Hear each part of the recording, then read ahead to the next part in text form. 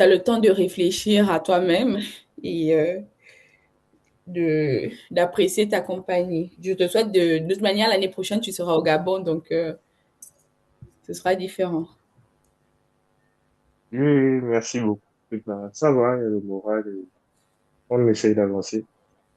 Ok, super. Et Zaï, toi, ça va les fêtes? Oh, bon, ça va les fêtes. Nos, Ok, nos familles, ok, tout le monde super. va bien. Ah, gloire à Dieu. Et toi, Emmanuel? Bon, moi, je ne fête pas. C'est simplement mon anniversaire que j'ai célébré. D'ailleurs, à nouveau, joyeux anniversaire. Ah là là, les 30 ans. C'est bien ça. Merci beaucoup. Il te reste 3 ans avant de commencer ton ministère comme Jésus, donc profite. On ne sait jamais ce qui peut se passer entre ces 3 ans-là. Une accélération divine peut te saisir et tu sais pas, donc plus que trois Merci ans. beaucoup. Je reçois. Amen, amen. Ok, super, super, super. Bon, on perd pas le nord. La méthode STAR. Situation, tâche, action, résultat. Emmanuel et Esaïe, avez-vous pu vous capter, vous aligner sur la même fréquence ou toujours pas?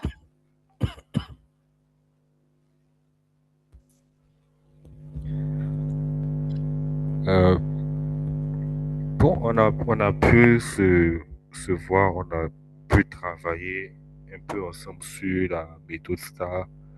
Il m'avait donné quelques conseils par rapport au développement à la présentation de mes projets scolaires que j'ai pu faire. Et on a pu se voir par rapport à ça, on a pu travailler. Lui aussi, de son côté, il avait, il avait fait sa présentation. Donc, bon, on n'a pas pu terminer en temps pour pour tout présenter. Donc, c'est aujourd'hui qu'on va faire, c'est à présent qu'on va faire la présentation finale. Ok, ok, super. Déjà, c'est bien que vous ayez pu, déjà dans un premier temps, vous connecter et donc commencer à travailler. Et c'est aussi l'objet de cette session-là, qu'on puisse peaufiner, affiner ce qui n'a pas été fait lors des sessions en duo. Et toi, Ronald, avec ton binôme, ça avance?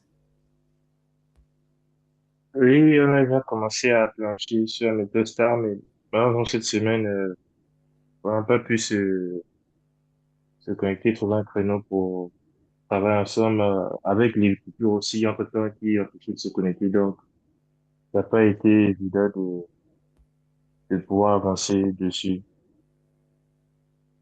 Ok, mais à en présent. individuel, tu as pu avancer? Oui, un peu, j'étais un peu avancé sur la méthode star, mais c'était un peu comme je l'ai dit auparavant, c'était un peu sur le niveau de comment quantifier, en fait. Sinon, j'ai des exemples clairs, je peux le ceci. Ok, bon, on verra également ça. Ça marche. Bon, donc là, durant la session, la semaine 2, l'objectif, donc, c'était en duo de pouvoir raconter une expérience ou les expériences avec impact. Parce qu'on va voir que ce n'est vraiment pas la même chose quand on utilise la méthode STAR et quand on raconte pour raconter. Et aussi, ce qui est très important de la méthode STAR, c'est d'utiliser les termes de la fiche ROM et même de la fiche de poste. Et, on, et la méthode STAR, concrètement, qu'est-ce que c'est? Donc, on a le S pour la situation. La situation, c'est le contexte où tu étais. C'est-à-dire dans quel contexte, par exemple, le poste, le département, l'entreprise. Ça, c'est le contexte. La tâche, les tâches, ça va être les missions. En général, quand on présente un poste, une expérience, on va présenter une à deux missions, voire trois max, mais deux déjà, ça fait déjà l'affaire. Deux missions intéressantes par rapport au poste qu'on fait. Parce qu'on sait que quand on est dans une entreprise, on peut être, par exemple, recruté en tant que data analyst, mais on va faire également plein de petits trucs comme l'animation de formation qui n'a rien à voir au terme propre avec le métier de data analyst. Pourtant, on va le faire. Donc, c'est de prendre dans ce qu'on a fait dans l'entreprise, même si on organisait un événement sportif, mais de prendre les deux éléments qui vont faire sens et qui vont attirer l'attention de l'intervenant qu'on a en face de nous. Ce qui est aussi intéressant de la méthode STAR, c'est que quand on, comment dire, en fonction de l'objectif pour lequel on s'oriente, l'interlocuteur ne comprend pas toujours ce que l'on dit. Par exemple, si c'est une recherche d'emploi, le premier niveau de la recherche d'emploi, c'est d'abord discuter avec le RH. Et le RH ou la RH a fait des études de RH. Donc, quand tu vas venir, par exemple, Ronald, en tant qu'expert data, venir dire tous les gros termes, faut pas perdre l'interlocuteur. La personne doit pouvoir s'appuyer sur la fiche de poste ou la fiche ROM. C'est pour ça, quand on va faire la méthode STAR, c'est important d'utiliser les mots que la personne va comprendre. Et dans les actions, en détail, qu'est-ce que l'on fait concrètement pour qu'on ait une vision, OK, sur quel type, parce que deux data scientists peuvent travailler dans deux domaines complètement différents, même si les éléments sont similaires, mais les projets sont singuliers. Et après, les résultats, toute la partie de l'impact. L'impact en entreprise, il n'y a pas 50 millions. Quand on recrute un professionnel, c'est pour qu'il ait des résultats soit de temps, soit de vente, donc faire gagner de l'argent, faire économiser du temps, faire gagner du temps à l'entreprise, améliorer un process ou faire des économies, donc là, réduire les risques, les erreurs. Tous les jobs, je prends l'exemple, tu es taximan pour Uber, tu fais gagner de l'argent. Tu es chargé, tu fais la gestion de risques à la Société Générale, la conformité, tu vas aider l'entreprise à faire des économies, tu vas aider l'entreprise à gagner des temps via tout ce qui est KYC, etc. Si même tu es pilote, tu vas aider l'entreprise à gagner de l'argent. Si tu es comptable, tu vas aider l'entreprise à améliorer des process, à économiser de l'argent. Voilà. Les objectifs principaux, peu importe le métier, le secteur d'activité, rentrent toujours dans ces quatre-là.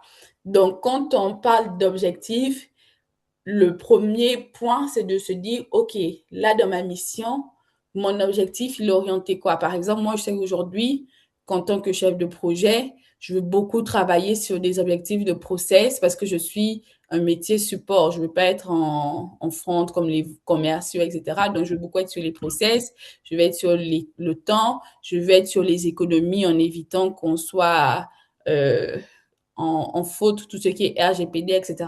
Et en gros, tous les métiers rentrent dedans. Donc, point très intéressant à noter, Ronald, quand tu cherches tes objectifs, essaye de voir dans quoi tu rentres ici. Une fois ça c'est dit, voici un exemple. Quand tu parles d'une mission sans star, tu vas dire par exemple, lors du projet de refonte d'outils, j'étais en charge de recueillir les besoins utilisateurs. J'ai mené 10 entretiens, synthétisé les retours et proposé une nouvelle organisation des écrans.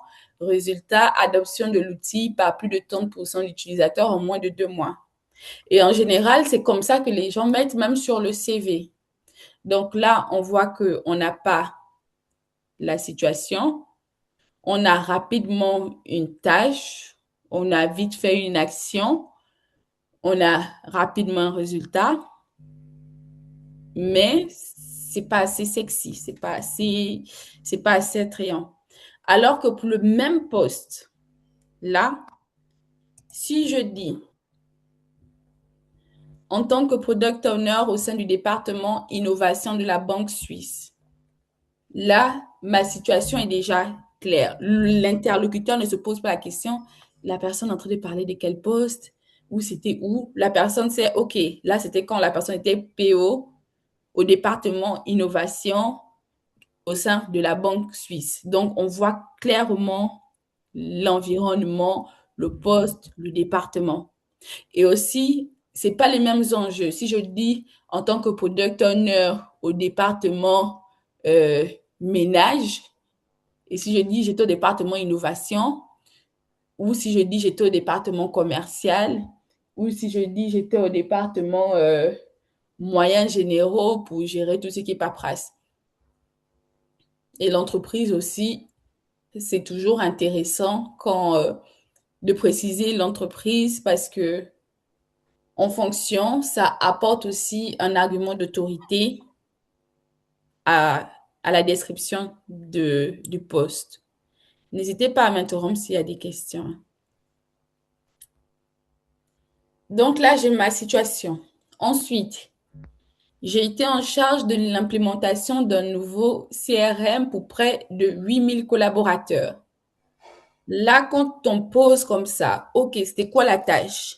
Dans ma fiche de poste, il y avait implémentation d'un nouveau CRM. Quelle échelle? 8000 collaborateurs. C'est pas pareil de dire j'ai géré un CRM pour 3 employés et de dire j'ai géré un CRM pour 8000 collaborateurs de la Banque suisse. C'est des détails comme ça qui vont apporter de la valeur, un argument d'autorité au poste. Là, si je dis j'étais en charge de recueillir les besoins utilisateurs, OK. Refonte d'outils, un projet de refonte d'outils, quel outil? On ne sait même pas. En charge de recueillir les besoins utilisateurs, combien d'utilisateurs? C'était 2, c'était 3 millions, c'était 4 millions. Alors que tu dis, OK, 8000, auprès de 8000 collaborateurs repartis entre l'Amérique, l'Asie et l'Océanie, on dit, OK, là, ça commence à parler. Et c'est surtout qu'on cherche à faire écho avec la mission pour laquelle on postule. Imagine, tu as travaillé pour la Banque suisse, mais tu as travaillé par exemple avec les collaborateurs qui étaient en France et tu postules en France. Tu vas dire, OK, moi j'ai l'habitude du travail, du management culturel avec des équipes françaises parce que c'est qu'en France, on travaille comme ça, comme ça, comme ça. Donc, dire que pour près de 8000 collaborateurs basés à Paris, au Maroc, à Libreville, ça apporte un argument d'autorité. Après, tout ça, on ne le sort pas des chapeaux. Hein. On ne le sort pas de son chapeau comme ça, fouf, à la one again. C'est vraiment, on prend, on lit entre les lignes de la fiche de poste et on fait son star en fonction. Maintenant, si on ne postule pas, par exemple, là, j'ai fait ce star-là, je n'ai pas forcément, je ne me suis pas basée sur une fiche de poste. En revanche, je sais qu'il y a des éléments qui vont toujours revenir. Par exemple, product owner. OK, product owner, il fait quoi? C'est là où ça va être intéressant dans les actions.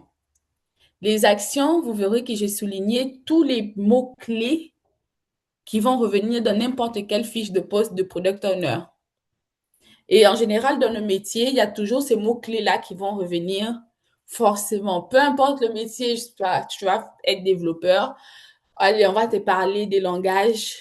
Forcément, tu sais qu'il y a des langages qui reviennent toujours et il y a des langages qu'il faut connaître à minima. Et une fois que tu connais ces langages-là, forcément, tu peux naviguer avec d'autres langages plus facilement. Et donc, dans les actions, qu'est-ce qu'on fait concrètement quand on implémente un nouveau CRM? Quand on implémente un nouveau CRM, dans un premier temps, on fait un recueil des besoins. Recueil des besoins, c'est un mot-clé qu'on va voir dans beaucoup de fiches de poste. On fait un recueil des besoins comment? Il y a plusieurs méthodes. Là, on spécifie une des méthodes, atelier de design thinking, auprès de 20 business units. Donc, là, on précise aussi à quelle échelle on a fait des ateliers de design thinking. Puis, on a effectué quoi? Qu'est-ce qu'on fait quand on veut implémenter un nouveau CRM? On va effectuer la rédaction du product backlog. Product backlog, Deuxième mot-clé, rédaction du product backlog, un product owner. Tu ne peux pas postuler, dire que tu es PO si tu ne peux pas faire un product backlog. Impossible.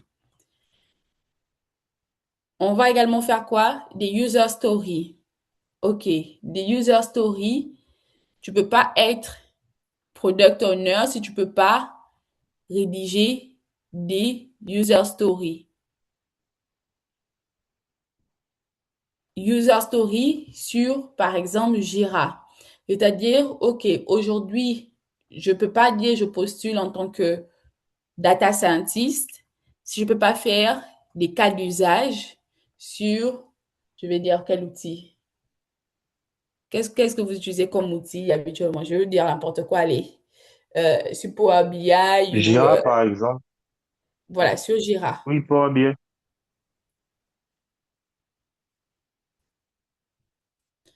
Donc, là, vous voyez, 1, 2, 3, 4, 5. J'ai déjà plus de 5 mots-clés.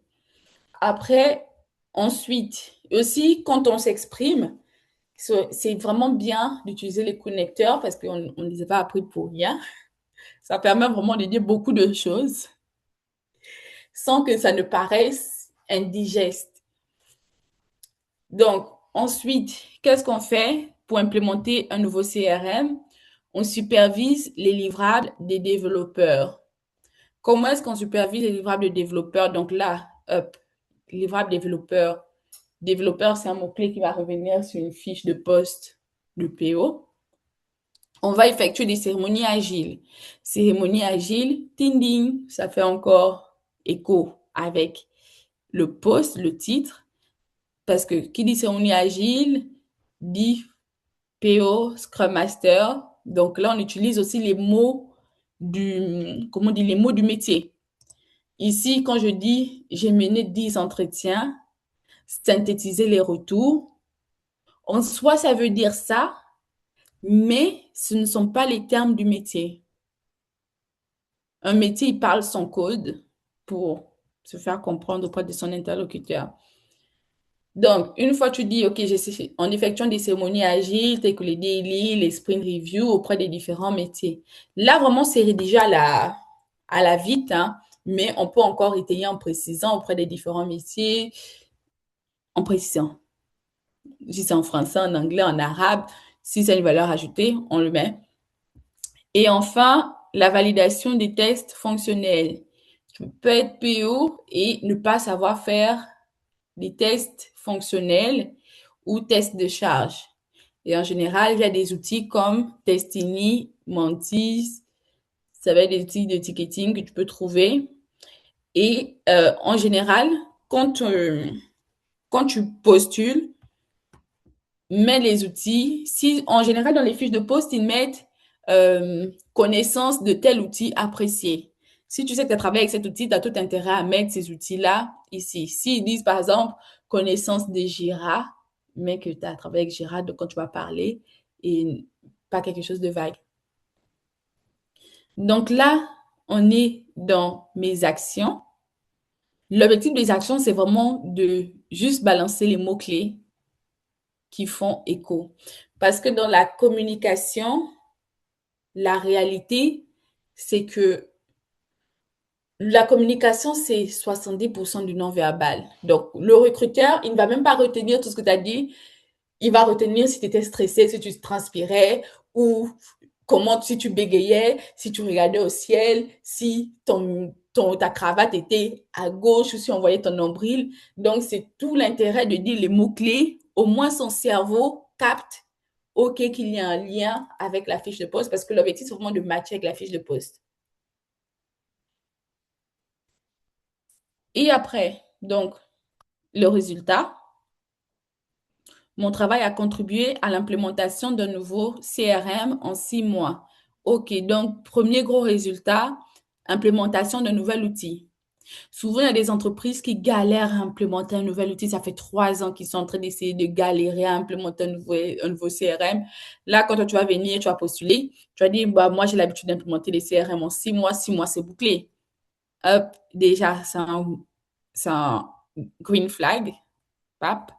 Amélioration de 80% des process internes. OK, tu as implémenté un nouveau CRM. 80%, si avant tous fonctionnaient en papier, carnet, agenda, comme la fonction publique gabonaise, OK, aujourd'hui, on a amélioré 80% du périmètre. On a tout numérisé, tout digitalisé. 80% des métiers sont sur le CRM avec un taux d'adoption de l'outil de plus de 88% d'utilisateurs en 2 mois. OK, 88% d'utilisateurs. En général aussi, on met aussi des chiffres qui sont réalistes. Hein. On va mettre 100%, 110%. On met des chiffres qui sont assez réalistes et des chiffres aussi non ronds. Donc, pas des chiffres ronds pour vraiment faire très, comment on dit, pas sortir du chapeau. Donc, 88% d'utilisateurs en 2 mois. Là, quand c'est comme ça, on ne peut pas douter que tu maîtrises ton domaine. Tu nous as sorti les mots-clés, pap, pap, pap, pap, pap. On comprend l'environnement, etc. On comprend les outils. On voit les résultats. Là, quand c'est fluide comme ça va même permettre d'orienter la discussion sur des questions moins techniques. Parce que toute la technicité est déjà la fluide. On va te demander, OK, alors quel a été le challenge pour faire que 88% des personnes utilisent l'outil? Là, tu peux rebondir parce que tu t'es préparé, simplement parce que j'ai effectué des méthodologies de conduite de changement en avant, en aval, en amont du projet, en aval, etc. Donc, on va pas te poser des questions. OK, par exemple, là, on va te dire, OK, quel type d'entretien avez-vous fait? Il y a même une question pas très pertinente. Quel type d'entretien avez-vous fait? Maintenant, te voilà en train de perdre du temps à essayer de décrire un entretien alors que c'est pas forcément à valeur ajoutée. Donc, voici une revue de la méthode STAR. Maintenant que ça c'est dit, vos expériences sont déjà rédigées. Ronald, à toi le floor.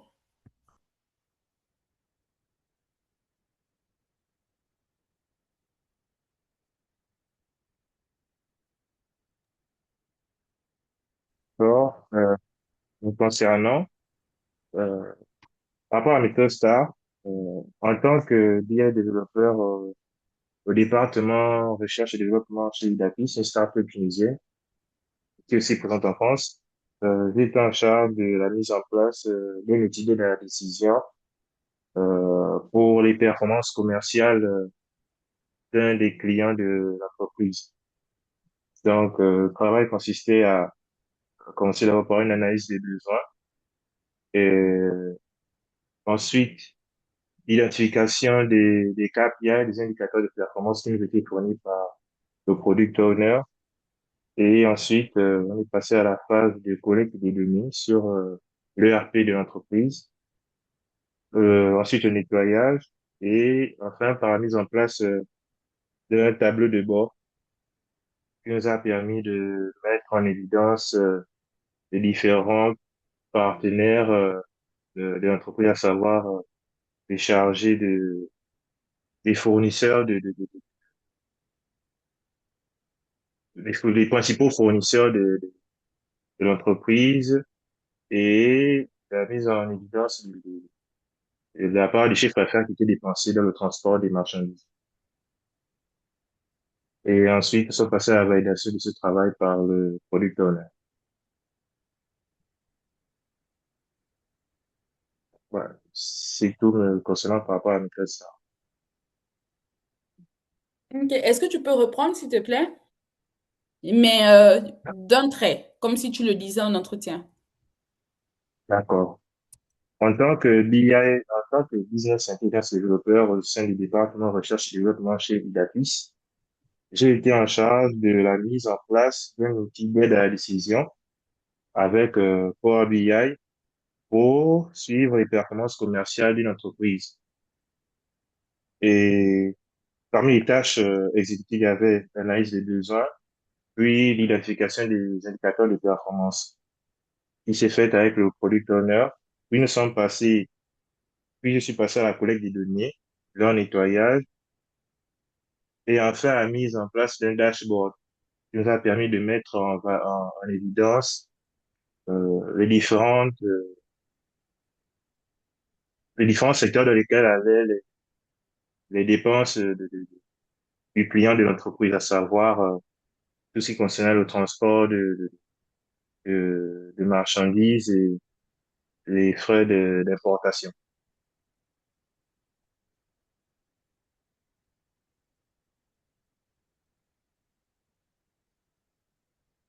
Ok, c'est tout? Oui, c'est tout. Ok. Là, à chaud,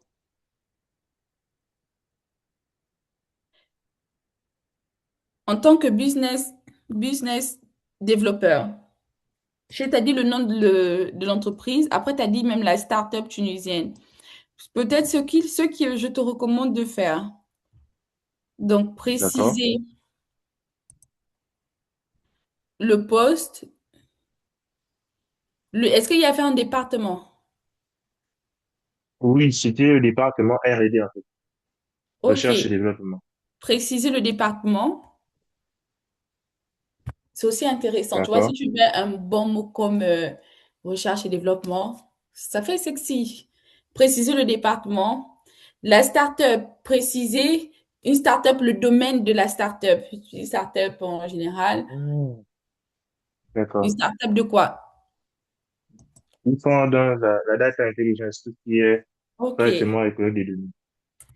Donc, une start-up tunisienne, franco-tunisienne, spécialisée dans la data intelligence.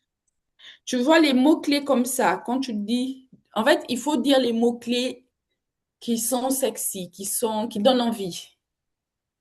C'est pas pareil quand D'accord. tu dis j'étais dans une start-up où tu nous as dit le nom et puis on a oublié parce qu'on n'a pas retenu parce que bon, ils sont pas très connus ou du moins peut-être que moi je ne les connais pas. Mais si tu dis start-up X spécialisée dans la data intelligence, tu vois, ça fait comment on dit, des éléments cognitifs auxquels on peut se rattacher. Ok, il a travaillé dans un département RD. Ok, il peut bien travailler dans un département Inno, travailler dans un département data. Tu vois, c'est le type de département qui font sens. Parce qu'on sait que, ok, ce sont des départements où on n'est pas, on est vraiment dans comment dire, le test, l'innovation. On n'est pas cloisonné, on recherche. Ok. Oui. Et du coup, c'était l'outil d'aide à la décision, c'est quel type d'outil? On travaille avec Power BI. En fait, on utilisait la suite de Microsoft Business Intelligence pour faire tout ce qui concerne l'analyse de données, tableau de bord. Et donc, aussi, il y avait Power BI. Ok, donc, ce que j'ai remarqué aussi, quand tu dis on, c'est pas on. Là, tu es seul, en one and one, c'est toi. Même si tu n'as pas été, même si Hmm, d'accord. tu, comment dire, on se doute que tu n'étais pas le responsable du département, mais c'est vraiment important de parler à la première personne. Hmm, J'ai travaillé, j'ai implémenté, j'ai contribué, c'est toi. d'accord. J'ai Ok. travailler à l'implémentation d'un outil d'aide à la décision avec Power BI. On se doute que tu n'as pas travaillé seul, mais tu as travaillé. Et tu ne mens pas quand tu dis que tu as travaillé, tu as collaboré, tu as implémenté. Aussi, quand tu dis en tant que tâche, c'est pas en tant que tâche, c'est j'ai eu à réaliser ça, ça, ça. Tu vois, c'est des éléments qui sont, c'est les mots béquilles, mais qui font vraiment toute la différence. Hmm, Si tu dis, OK, mes missions étaient, mes tâches étaient, c'est pas pareil que si tu dis, en tant que tâche, on a eu à faire, etc. C'est vraiment, moi, mes missions étaient de faire le recueil des besoins. Quand tu as dit, par exemple, que tu as fait le recueil des besoins, tu as fait le recueil des besoins de quelle manière, par exemple? pour le recueil des besoins, comme ça, bon, par faire une analyse de l'existant, ce qui avait déjà été fait comme projet ou sinon, chercher à mettre ce qui avait été fait comme projet au travail de cette entreprise et ensuite analyser ce qui avait été fourni par l'entreprise comme information au niveau de l'ERP qu'ils avaient, auquel ils devaient se connecter pour travailler. Comme ça, recenser enfin, tous les départements avec lesquels il fallait travailler, avec lesquels il fallait ça des informations pour la mise en place de l'outil. Ok. Tu- euh, Dans un premier temps, effectuer l'analyse de l'existant. Analyse de l'existant, c'est un terme qui revient dans les fiches de poste. Maintenant, ce qui a été donné par le métier, pour travailler avec le métier, par exemple, ça, c'est pas la bonne formulation que tu dois utiliser. Dans mon métier, je dirais l'analyse de la documentation métier. Oui. Je sais pas dans ton métier ce qu'on dit.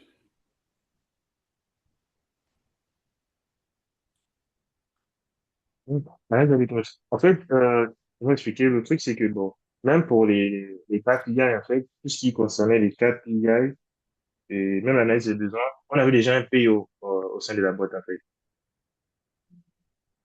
Ok. Donc, toi, Donc, ils nous ton rôle, fournissaient. Oui, donc mon rôle, c'était en fonction de ce que on avait réussi à collecter et de ce qu'ils nous a donné comme KPI, de voir ce qui pourrait être inséré dans les tableaux de bord. ok. Donc, tu dois préciser également en collaboration avec le product owner. Tu vois, par exemple, là, j'ai mis superviser les livrables développeurs. J'ai pas mis superviser les livrables développeurs pour faire joli, mais parce que on sait qu'un product owner travaille forcément avec des développeurs. D'accord? Ok. Et du coup, en fait, de préciser et tout que à l'aide, bon, après, tu manies la langue, hein, à l'aide des, à l'aide de la documentation développeur, à l'aide des user stories du product owner, à l'aide de, voilà, vraiment de mettre ça de manière plus jolie. Ah, Et aussi, ce qui n'est pas assez, ce qui n'est pas assez évident, c'est, je crois que c'est mes notes, au résultat. le résultat. Tu vois, c'est important de dire mon travail a contribué à. Lors de cette expérience, mes principaux résultats ont été, pour moi, il faut qu'on sache que, OK, là, tu es en train de dire les résultats. Tu as mis en D'accord. place le tableau de bord. OK. Tu as mis en combien de temps tu as mis en place le tableau de bord? Pour une échelle, on n'a pas la quantité, c'est-à-dire, tu as travaillé, OK, pour l'effectif, en fait. C'était combien de business, c'était combien de métiers? Est-ce que c'était 50 métiers? Est-ce que c'était 60 métiers? Le client, c'était un client, par exemple, quand c'est une start-up qui fait de la data intelligence, ils travaillent, c'est pas pareil s'ils travaillent avec des clients qui sont dans le minerai ou les clients qui sont dans l'énergie, qui sont dans le nucléaire, ou s'ils ont plusieurs clients. On doit savoir la typologie des clients. Les clients, c'était quoi? C'était des ministères, c'était l'armée, c'était des banques. Quel type de clients pour lesquels tu as travaillé? Le, le tableau de bord, l'outil de la décision, tu l'as implémenté en combien de temps? Les résultats, qu'est-ce que concrètement ça a apporté? C'est-à-dire, OK, le tableau de bord, ça a permis. Donc, en fait, tu dois dire de manière sexy et convaincante, ça a permis d'avoir une claire visibilité de l'ensemble tu parlais tout à l'heure des dépenses. Oui. C'était quoi les objectifs de ton outil? L'objectif de l'outil était de pouvoir permettre de rationaliser les coûts et d'optimiser les performances commerciales de l'entreprise. En fait, c'est une entreprise qui fait qui faisait de l'importation de produits divers pour les revendre sur le marché.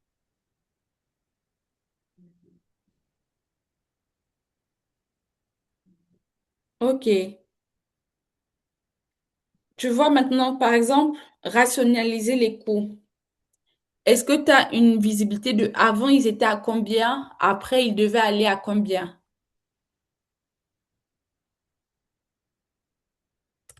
Donc, c'est là aussi, c'est parce qu'après la partie retour, ça a été compliqué de l'avoir parce qu'il fallait finaliser au stage, rendre rapport. Donc, j'ai pas pu avoir le retour de la start juste après la mise à disposition du dashboard, en fait. Ok. Mais quand toi, tu travaillais sur l'existant, est-ce que tu sais quel était le pourcentage des coûts ou des pertes, je sais pas. Au niveau des coûts, il y a que les dépenses au niveau des importations et des transports représentaient en gros 50-60% du chiffre d'affaires. Ok.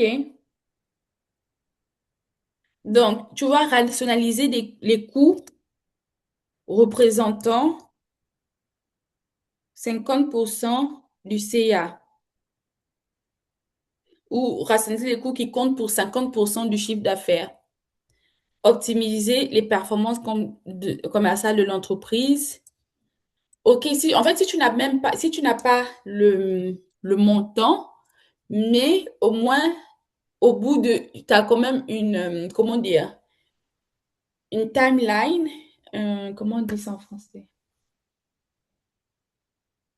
Un délai. Tu vas pas mettre un outil de la décision pour que la performance commerciale augmente d'ici 2030. Oui, exactement. Donc, c'est de dire, OK, la performance commerciale est censée augmenter au bout de, allez, 12 mois ou au bout de 6 mois. Mais après, en fait, D'accord. c'est pas forcément les coûts exacts, mais c'est aussi de, comment dire, de faire aussi une estimation parce que personne n'ira vérifier. Mais au moins d'avoir une Mhm. estimation et de se dire, OK, si je mets, sur, par exemple, un outil de la décision, je sais que si, par exemple, habituellement, l'entreprise était à, allez, plus 50% au-dessus du budget, avec l'outil de la décision, là, s'ils font bien les choses, ils devraient arriver, au lieu de 150%, ils devraient descendre à même 80% du budget et donc avoir 20% d'économie.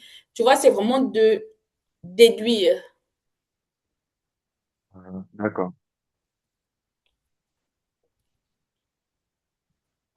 Donc, je te laisse à partir de ces éléments-là reformuler ta mission star, mais avec beaucoup plus de mots. Voilà, mets les mots intéressants, la conviction, les bons connecteurs logiques, la bonne personne. Parce qu'en fait, l'exercice du star, c'est vraiment un exercice de vente.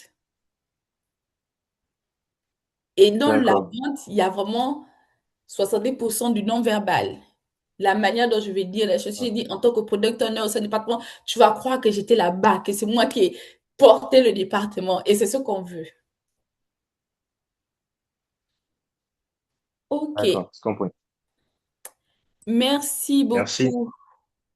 Je t'en prie. Emmanuel, dis-nous tout.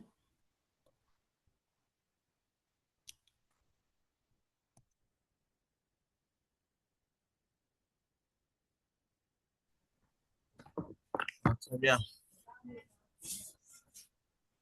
Désolé pour les bruits de fond. Nous, ça y est.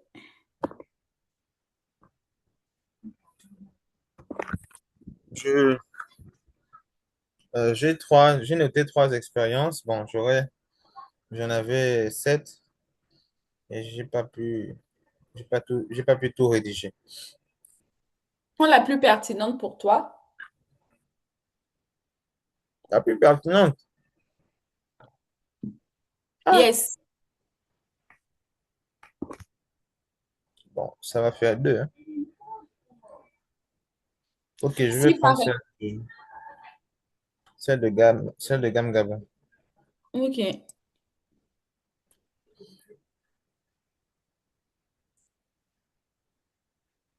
Donc, gamme Gabon de janvier 2021 à décembre 2022. En renforcement de l'équipe développement et infrastructure de GamPay, un portefeuille électronique multiservice, j'ai intégré l'entreprise Gamme Gabon en tant que développeur full stack, puis chef de service production et développement. Donc, je m'occupais de la livraison des nouvelles fonctionnalités, du refactoring, de la correction des bugs, du monitoring des services et des KPI et du maintien de l'infrastructure de déploiement cloud. À l'ouverture d'un nouveau cycle de livraison d'une fonctionnalité, je formalisais la navigation au sein de l'application pour implémenter les différents scénarios de la fonctionnalité sur la base de maquettes Low Fidelity. Ensuite, je les implémentais au sein du monolithe PHP sur l'environnement de pré-production avec migration des éléments de base de données. Une fois les tests concluants et la validation des services commerciaux et clients, je pouvais pousser la code base et les schémas de base de données vers le serveur de production pour terminer par des tests d'intégration afin de garantir le moins de breaking changes. Désolé pour l'anglicisme, ça veut dire en français les bugs de rétrocompatibilité. Lors de mon parcours, nous avons pu implémenter différentes offres au sein de la plateforme. Achat, livraison, recharge de carte Visa, transfert de Visa vers Mobile Money, intégration de paiement par Orange Money Cameroun, intégration de paiement par carte Visa, refactoring du service d'achat d'unités EDAN. J'ai terminé. Ok. Merci beaucoup, Emmanuel. Thank you very much. Le premier point que je pourrais... Déjà, c'est de... Là, ce star-là, c'est tu t'adresses à quel type de profil? Moi, j'ai mis au recruteur. Ok. C'est parce que si c'est le recruteur RH, si c'est le recruteur RH, je crains que le recruteur RH ne va pas vraiment te comprendre. Si c'est le recruteur manager, je sais mieux. Ça, c'est juste au niveau de la nuance. Est-ce que dans... Parce qu'en fait, le truc, c'est...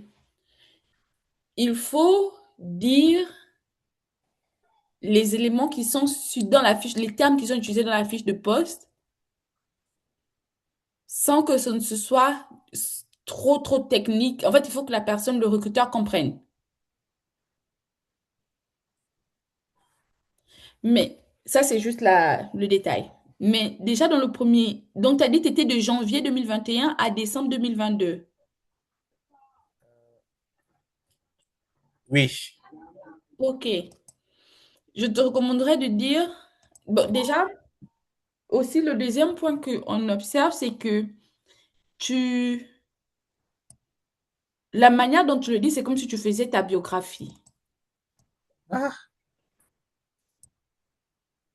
Pourquoi je dis ça? Parce que tu as dit, euh, lors des tests, je pouvais faire ça, je m'occupais, je m'occupais et après, tu as dit, tu as fait l'énumération de tout ce dont tu t'occupais. En fait, et quand tu commences même de janvier 2021 à décembre 2022, ce n'est pas forcément pertinent parce que le recruteur a la date sur le CV. ok.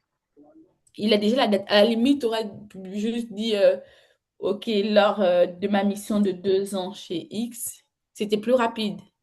Parce que là, quand tu dis au recruteur de janvier 2021 à décembre 2022, déjà, tu perds le recruteur à l'envoyer faire les calculs pour dire, OK, décembre, janvier, OK, 2 ans. En temps, il a déjà raté peut-être 5 mots de ce que tu as dit dans la suite parce qu'il est en train de faire le calcul. Donc, la précision, c'est de ce qui était bien, c'est vraiment le fait de préciser, donc en fait, dev, full stack et après, responsable de la production de services. C'est ça, c'était quoi, production, service, dev? Euh, Service, production et développement. Ok, service, production et développement. Donc, ça, c'était quoi? C'était une évolution de poste? Oui, Je vois, ça, c'est bien parce que ça montre, ok, il est arrivé sur un poste et il upgrade, il est passé à un autre poste. Maintenant, en fait, ici, dans le star, attends, c'est où? Ici, dans notre star, ici, quand tu as dit je m'occupais d'eux, tu as fait l'énumération. Il faut pas faire l'énumération, il faut prendre juste une mission. Parce que tu vois, la fiche de poste, c'est plusieurs missions. d'accord. Est-ce que tu vois un peu où je suis? J'ai du... Bon, généralement, la mission, ou plutôt l'activité phare, c'est de livrer de produire un livrable. Ok. C'était quoi le livrable? Voilà, justement, vu que c'était une marketplace, le livrable, c'était un nouveau service, ce que j'ai énuméré là. Par exemple, l'achat, la livraison et la recharge de carte Visa, voilà, c'est des modules en fait qu'on devait rajouter sur la plateforme numérique. Ok. Donc, en gros, je t'ai collaboré à la refonte de la marketplace par l'implémentation de modules de paiement en ligne. Oui, oui, Ok. Tu vois, là, si tu le dis en une phrase, j'ai collaboré sur la refonte de la marketplace ou l'implémentation de modules de paiement en ligne sur le site de la marketplace.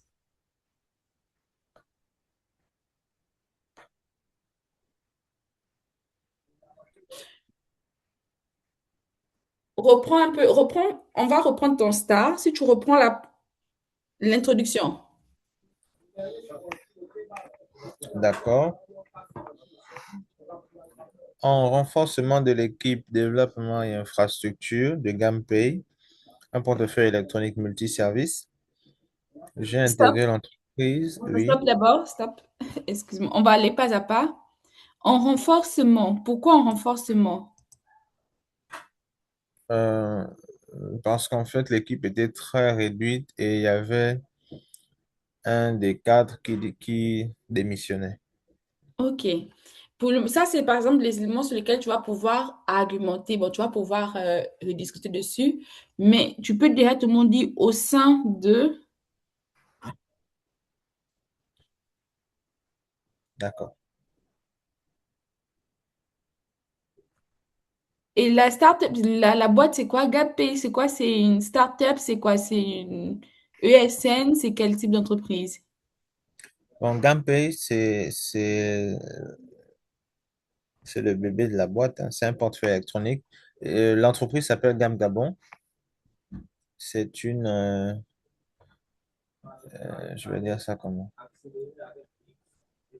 On peut dire qu'ils font du e-commerce, hein. Ok. Donc, donne le nom de l'entreprise. L'entreprise, c'est Gam Gabon. Oui.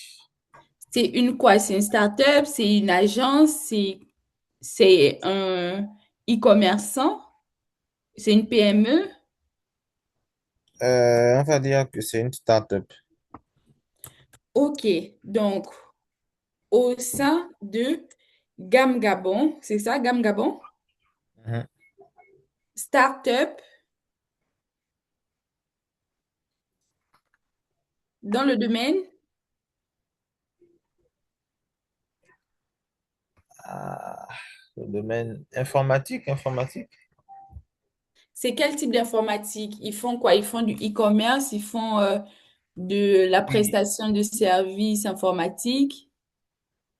ils font du e-commerce. Ok, e-commerce. Sur quel périmètre géographique? Gabon, Ok. Au sein de Gam Gabon, startup dans le domaine du e-commerce. Attends, donc ton intitulé, c'était quoi? En tant que développeur full développeur. stack, Puis, puis chef de service production et développement.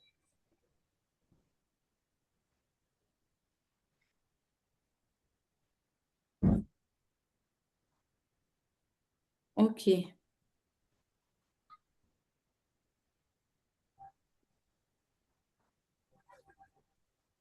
En tant que développeur full stack, puis chef de service, production et développement au sein de Gam Gabon, startup dans le domaine du e-commerce. J'ai été en charge de. Tu as été en charge de quoi? La mission, juste une mission. Juste une. Ah, La mission la plus, comment dire? Là, on n'est pas dans la tâche. Tu vois sur mon écran, implémentation de nouveaux CRM. Toi, tu nous as dit tout à l'heure que tu as été en charge de l'implémentation de modules de paiement en ligne sur la marketplace.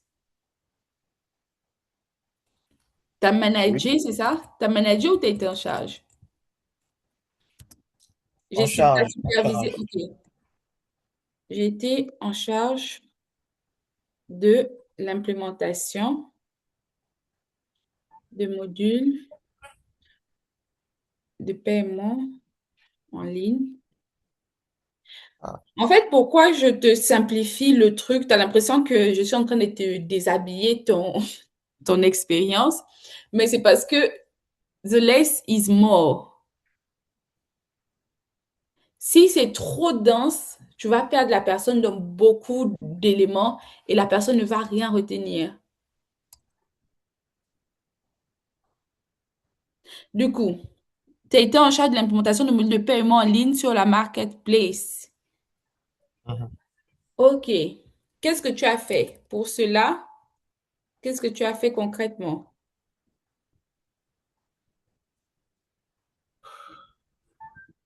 Donc, on a commencé par quoi? Déjà, euh,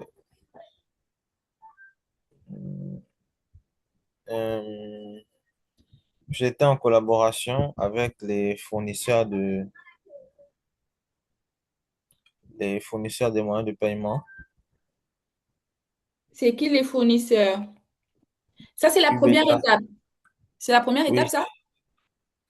oui, c'est d'abord le contact avec les fournisseurs. Qu'est-ce que tu as fait? Est-ce que tu as fait un appel d'offres? Est-ce que tu as fait une étude de marché? Comment est-ce que tu as pu être en contact avec eux? C'est l'entreprise qui a négocié des rendez-vous et signé des partenariats. OK. Donc, tu les as tous choisis, c'est ça? Donc, tu as effectué déjà. Comment est-ce qu'on appelle ce que tu as fait? Tu as été en charge avec eux pour faire quoi, concrètement? Ok, donc la collaboration consistait à on va dire ça comment? Assimiler la documentation technique, donc assimiler la documentation technique de leur moyen de paiement OK. et c'était juste ça, hein.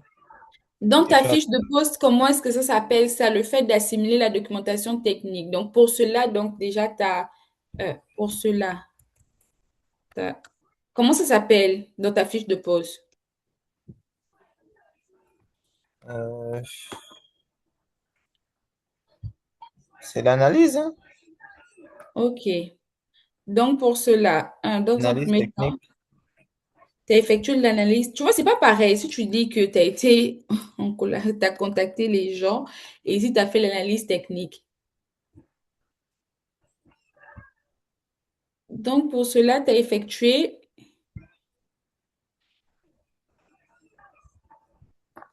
L'analyse technique des différents qui? Des différents bon, analyse technique des moyens de paiement partenaires. Ok. Ensuite, Ensuite, les tests d'intégration. ok. Directement comme ça, tu n'implémentes pas, tu ne fais pas de développement, directement tu testes. Non, ils ont sur leur site des, je vais dire ça comment, bac à sable, des sandbox Ok. où on peut, voilà, on peut faire des simulations directement dessus. Ok. Et donc, l'objectif des tests d'intégration, c'était quoi? Les tests, c'est pour, je vais dire ça comment. Attends, je regarde un peu dans la fiche de poste. Euh, Analyser les besoins. Merci, ah, c'est ça. Voilà, c'est pour décrire, on va dire ça comment, rédiger des spécifications techniques, des spécifications techniques à implémenter dans notre système. Donc, on fait d'abord l'analyse technique de leur documentation. On fait des tests d'intégration pour ensuite rédiger je disais quoi déjà? Spécification technique. Merci. Des spécifications techniques à implémenter dans notre système. Ok. Et après? Après, ben, on rentre dans le codage. Donc, Ok. codage, test Le d'intégration. codage, quel langage?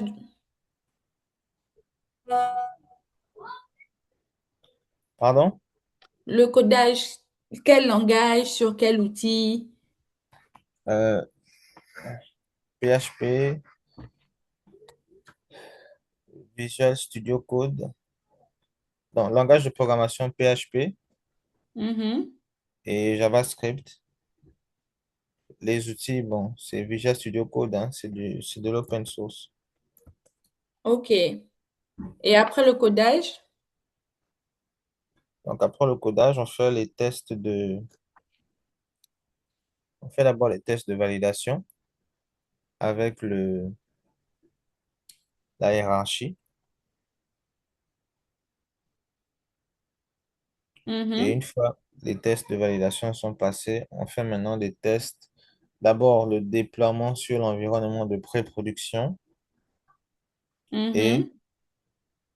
les tests d'intégration sur l'environnement de pré-production avant de passer à l'environnement de prod. Ok. Donc, en gros, tu as fait la réalisation des tests et la validation. Attends. Tu as fait plus la réalisation des tests de validation et le déploiement en recette et en production. En gros. Oui. Mais en gros, là, j'ai aussi codé. Oui, tu as codé aussi. Merci. Ok. En résultat. Donc, ton travail a contribué à quoi? Ah, bon, là, je n'ai pas les chiffres exacts, hein, mais disons que mon travail a contribué à augmenter, à diversifier, voilà, à diversifier le portefeuille de l'entreprise avec un nouveau service de paiement, ce qui nous a permis de capter. Bon, c'est là où je n'ai pas les chiffres. Donc, je sais qu'on a eu une nouvelle clientèle parce que c'était un nouveau produit et que ça a généré des revenus parce que les clients étaient phares sur ce produit-là. Mais je n'ai pas les chiffres exacts.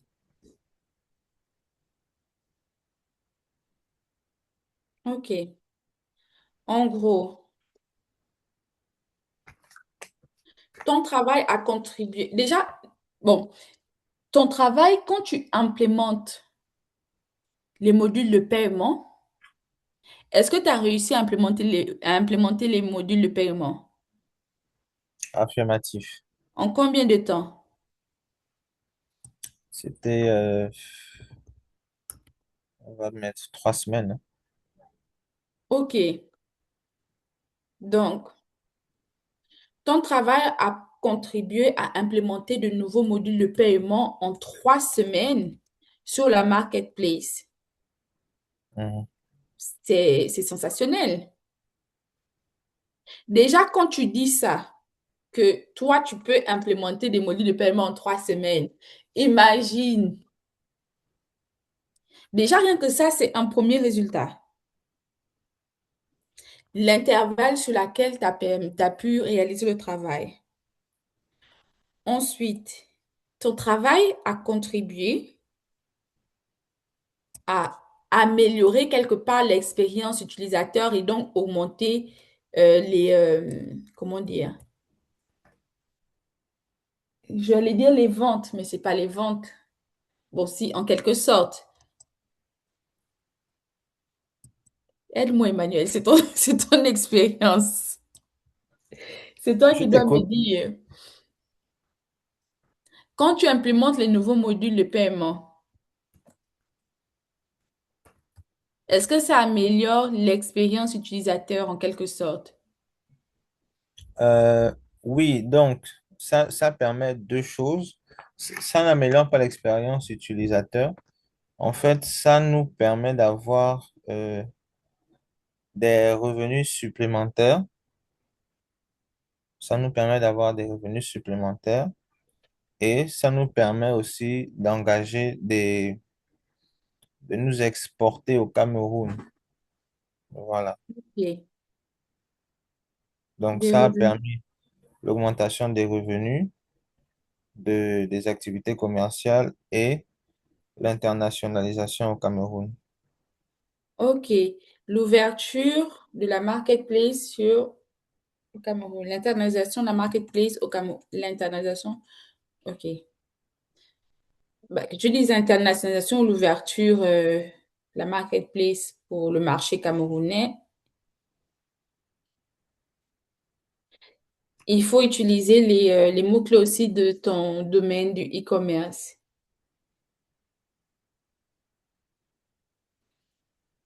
Ok. Donc, ça veut dire que grâce à toi, ils ne vendaient plus qu'aux Gabonais, ils ont également pu vendre aux Camerounais. Ah, en théorie, oh, en théorie. Ok. Là, le truc, c'est que quand tu... En fait, tu n'es pas censé répondre en théorie, tu es censé répondre oui, affirmatif, absolument. Tu es en train de vendre. Si je viens te vendre un iPhone et je te dis, donc grâce au téléphone, là, je vais pouvoir appeler. Et je te dis en théorie, oh, toi-même, est-ce que tu vas vouloir acheter mon iPhone? OK. Non, c'était successful. On avait déjà même Ok. ouvert, embauché des gens là-bas et tout et tout. Ok, super. Si je reprends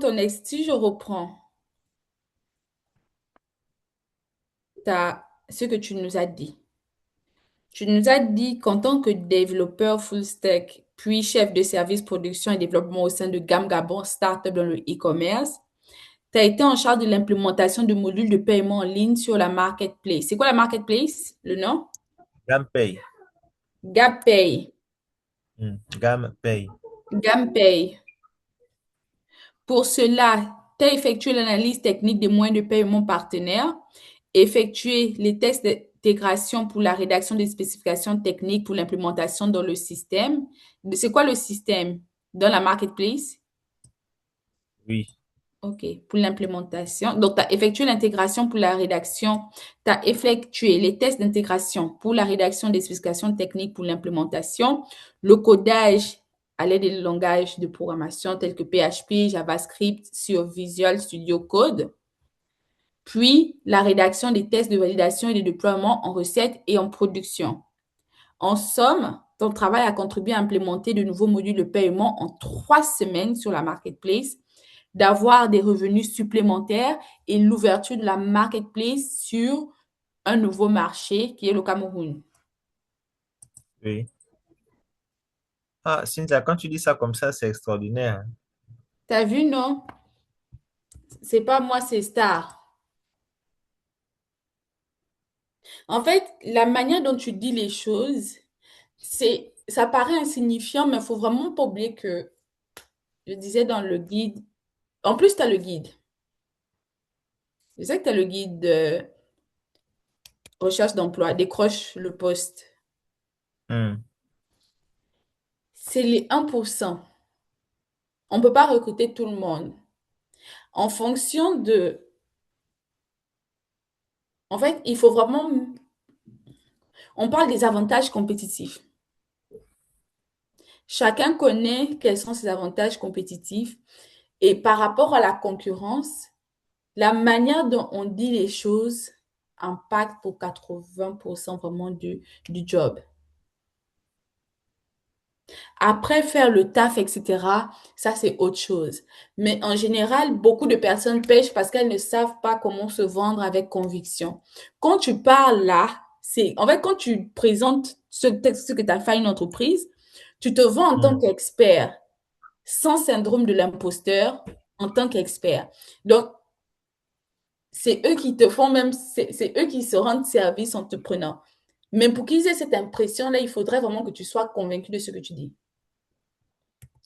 Ouais, je t'ai mis dans ton star dans le chat, tu pourras le refaire, le reformuler, le réadapter, etc.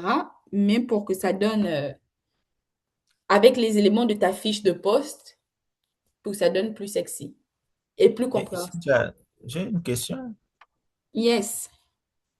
C'est la partie là qui me fait mal. En fait, c'est que euh, en tant que développeur, toi-même, tu sais, sur une longue expérience de plus d'un an, on a quand même mis en place pas mal de produits. Mais c'est toujours dans le cadre du même contrat de travail. Donc, comment je suis censé organiser je vais dire ça comment, tous ces livrables-là que j'ai produits dans la méthode STAR sur mon expérience de Gamme Gabon? Je liste tous les livrables ou bien je m'arrête à celui qu'on a travaillé là? Il faut prendre les plus pertinents par rapport à ton interlocuteur. Je prends un exemple. Si tu postules chez Amazon, le fait de mettre l'expérience de e-commerce, tu vois, ça fait écho, ou du moins c'est proche. Mais c'est sûr que tu vas pas mettre tout ce que tu as fait. Par exemple, je sais pas si tu travaillais en agence, tu vas pas mettre les 56 projets sur lesquels tu as bossé, tu vas mettre les projets avec le plus d'impact. C'est vraiment la logique d'argument d'autorité.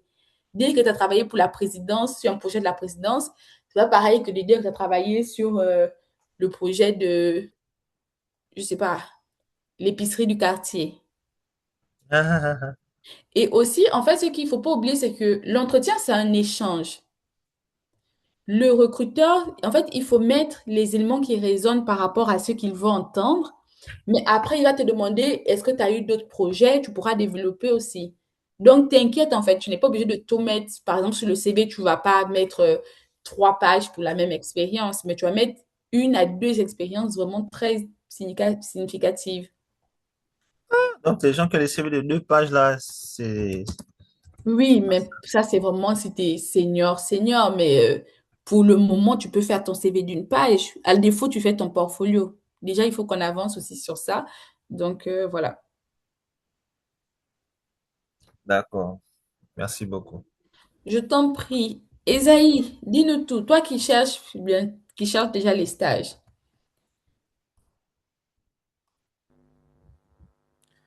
Euh, bon, moi, je n'ai pas d'expérience professionnelle à proprement dit. Je n'ai jamais travaillé dans une entreprise. Du coup, je suis parti sur Volume, volume. mes projets. Allô? Si tu peux parler juste un Non, peu plus fort.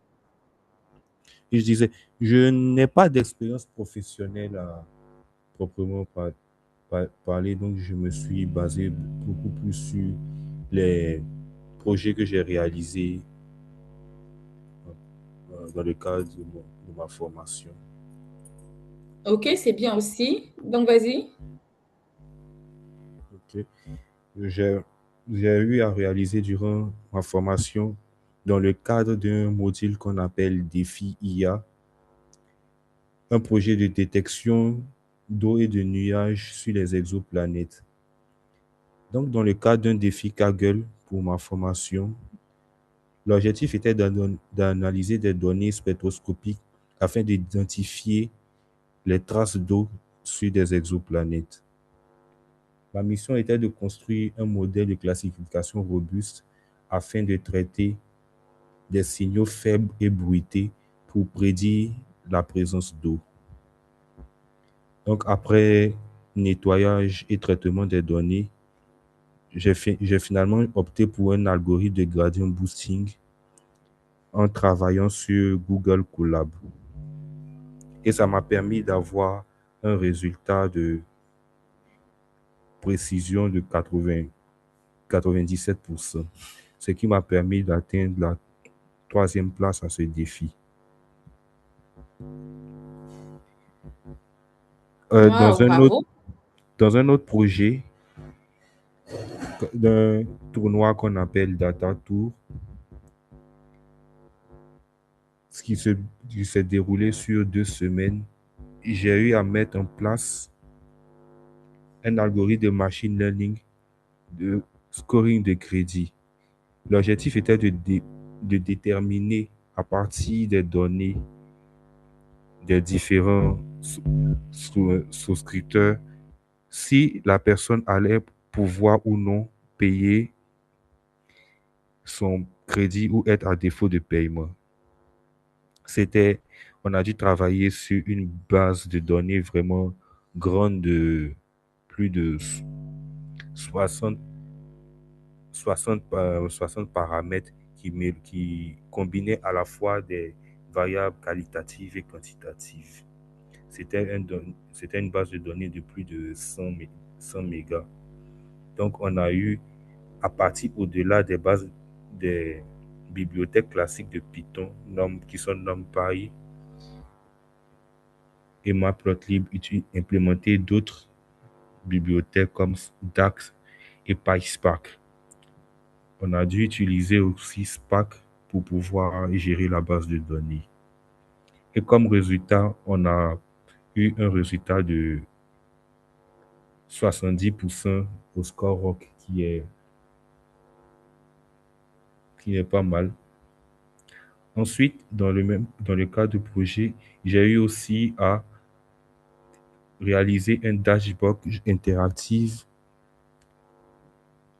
dessus AirShiny pour la visualisation et le déploiement en ligne d'un dashboard.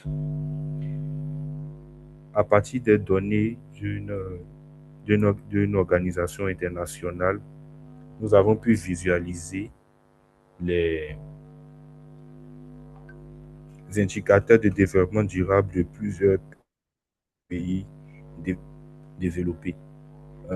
Les États-Unis, la France, l'Allemagne, le Brésil, l'Afrique du Sud, le Nigeria. Pas tous les pays, mais une bonne vingtaine de pays. Donc, dans le cadre de mes projets, c'est ce que j'ai eu à réaliser.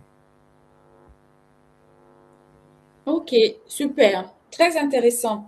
Très intéressant parce que on comprend l'environnement technique, on comprend, il y a les éléments chiffrés, il y a les outils que tu as utilisés. En revanche, l'axe d'amélioration, déjà sur défi IA, c'était en combien de temps? Défi, c'était en un mois. Ok. Dans En tes fait, même actions, techniquement, il n'est pas encore quand même une semaine. techniquement, il n'est pas encore quoi? Allô? Oui, tu as dit techniquement, il n'est pas encore.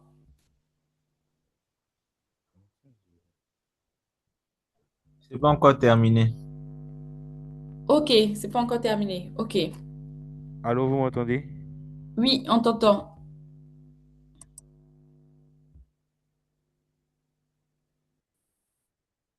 Yes, yes, yes. Tu nous entends, Esaïe?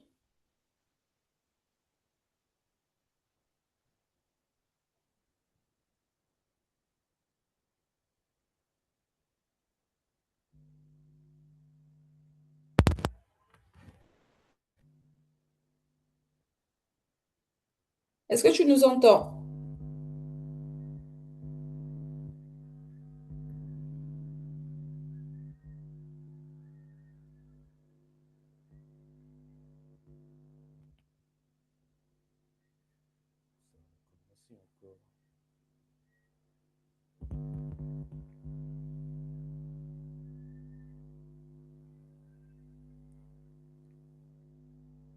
Est-ce que tu nous entends? Excusez-moi, est-ce que vous continuez à parler? Je n'entends plus rien. Oui, oui, oui, oui, on parle. Attends. Oui.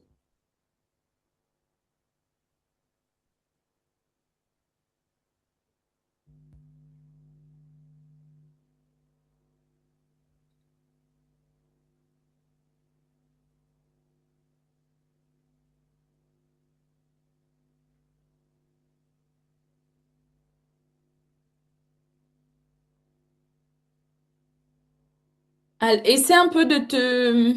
Alors, attends, je vais lui envoyer un note vocale. Une note vocale. Est-ce qu'il y a des questions en attendant qu'il arrive à se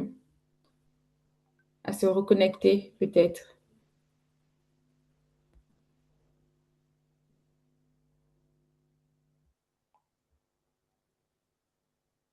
Normalement, Ronald, non, ça c'est clair. Oui, ok, c'est bon pour toi, ton star, ça va, tu t'en sors? oui, ça va, je viens de finir de travailler. Ok, super, super, super. Emmanuel, ça va, tu t'en sors? Même si tu as envie de tout dire, tu veux nous montrer que tu as beaucoup travaillé. Chez Gampel, là-bas, tu as beaucoup géré les projets. Est-ce que tu penses que tu vas pouvoir rendre ça minimaliste?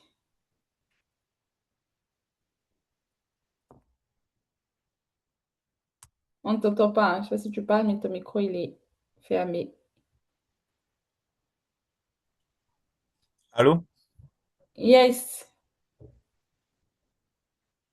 Je demandais, est-ce Pardon. que tu penses que tu vas pouvoir t'en sortir, essayer de rendre ça minimaliste? Oui, s'il faut présenter une seule mission sur chaque expérience professionnelle, oui. Il n'est pas forcément de présenter une seule mission, hein. J'ai dit de présenter ce qui est le plus pertinent. Si tu en as deux qui sont pertinents et qui font écho avec le, avec l'expérience, tu les présentes. Mais c'est sûr que tu vas pas tout dire. D'accord. Donc, je dois faire ça là, là, là, tout de suite. Ok. Non, non, pas là, là tout de suite, mais l'idéal, oui. Après la session ou même,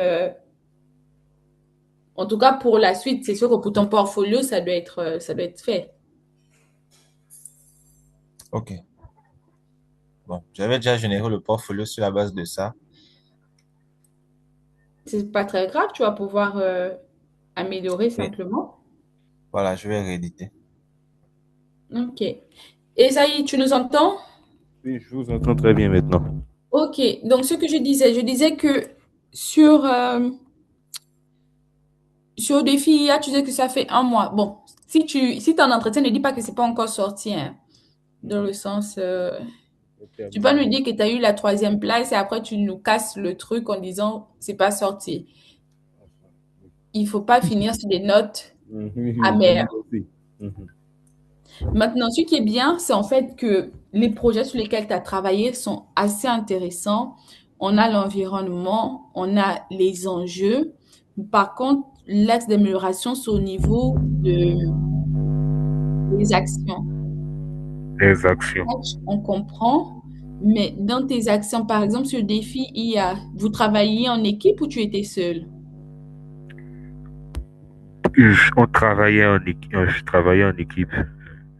Ok, et toi, tu as fait quoi concrètement? Création de modèles, par exemple, création de modèles et classification des données. Comment est-ce qu'on crée un modèle? Comment est-ce qu'on crée un modèle? Pour créer un modèle, j'utilise une bibliothèque qu'on appelle TensorFlow. Il y a déjà tout un ensemble de modèles qui existent déjà. Ça a déjà été implémenté par des spécialistes. Donc, finalement, c'est comme une boîte à outils. Je, J'utilise en fonction de ce que je veux faire, le modèle qui me semble le plus approprié. Par exemple, je sais que les algorithmes de boosting, ils sont bien quand on a des jeux de données pas trop, des jeux de données pas trop grands, des choses de 2000, de l'ordre à 3000, 4000 enregistrements, des bases de données pas très volumineuses. Je sais qu'ils sont bien adaptés. Il y a d'autres, on peut utiliser d'autres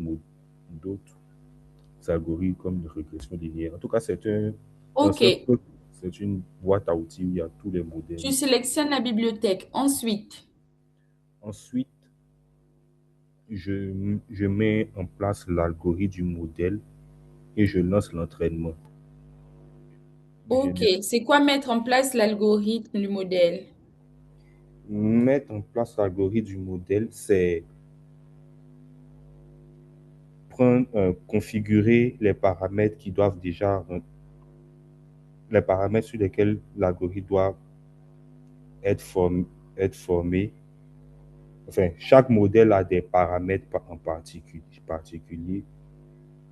Je prends l'algorithme depuis le jeu de données. Quels sont quelles sont les variables qui doivent être utilisées? Je, quelle partie des données doivent être utilisées pour l'entraînement? Quelle Ah, partie... Esaïe, Oui. si tu me permets de reformuler, donc ça Mhm, veut dire qu'en fait, tu fais une correspondance entre les données mhm, à analyser oui, et les paramètres du modèle. mhm. Donc, Oui, oui, c'est ça.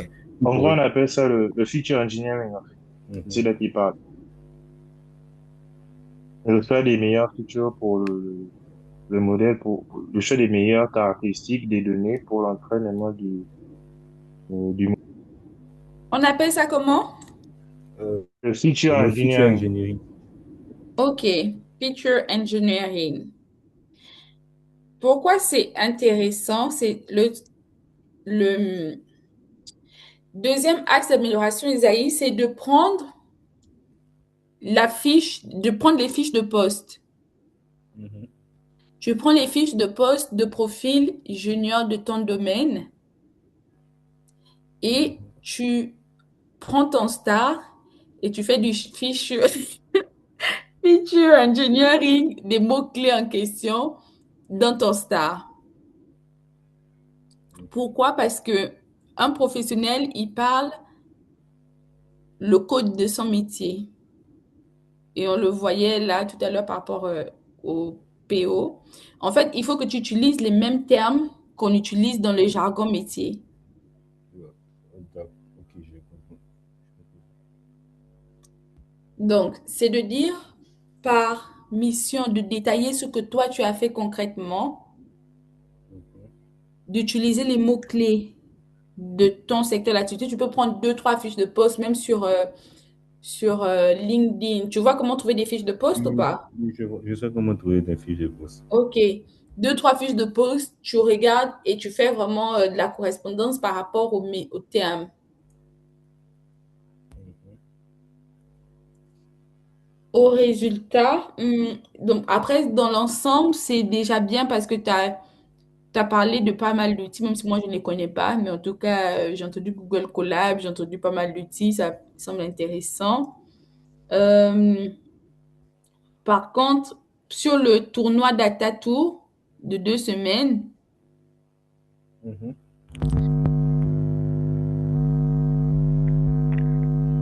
Et sur le tournoi DataTour, ok, donc là, c'était les algorithmes de machine learning, scoring de crédit, ok. Et donc, tu as, à partir des données, déterminé le risque, du moins il y a un terme, tu vois, là, la partie où on dit déterminer le risque de défaut de paie, paiement.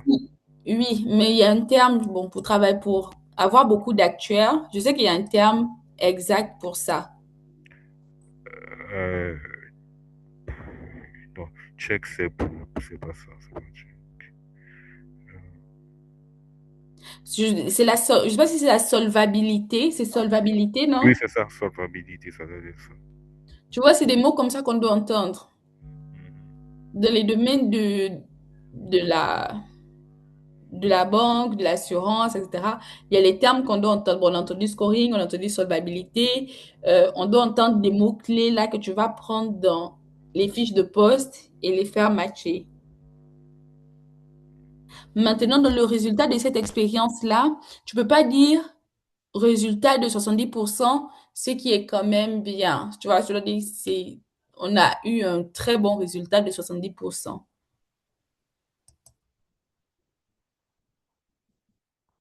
Aussi, donc, pour le dashboard interactif avec l'organisation internationale, c'est quelle organisation?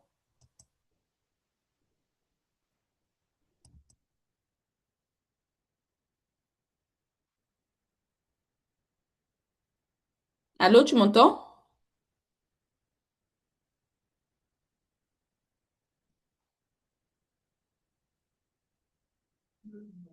Ah, je crois que ta connexion a un petit problème parce que je ne t'entends plus du tout.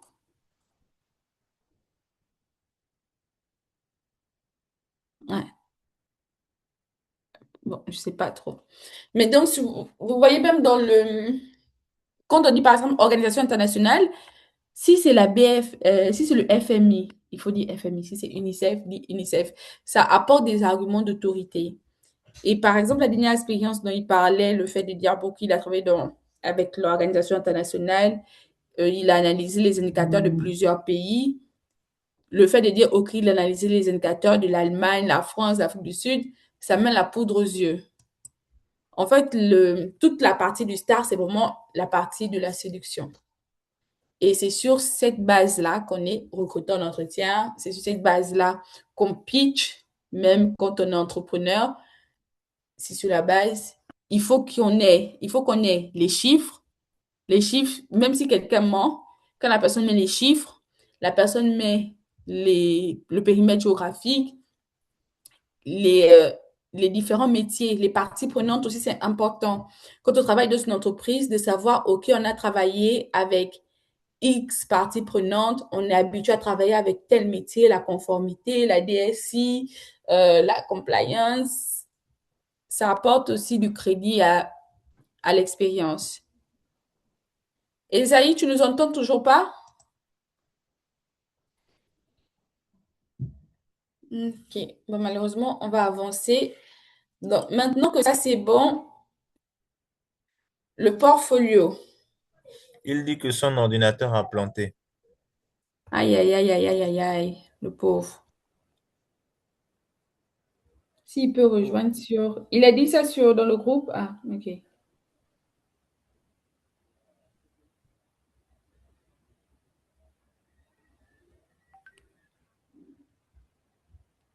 Attends, je vais essayer de joindre celui-ci en même temps. Là, nous, on t'entend, hein? Ah, d'accord.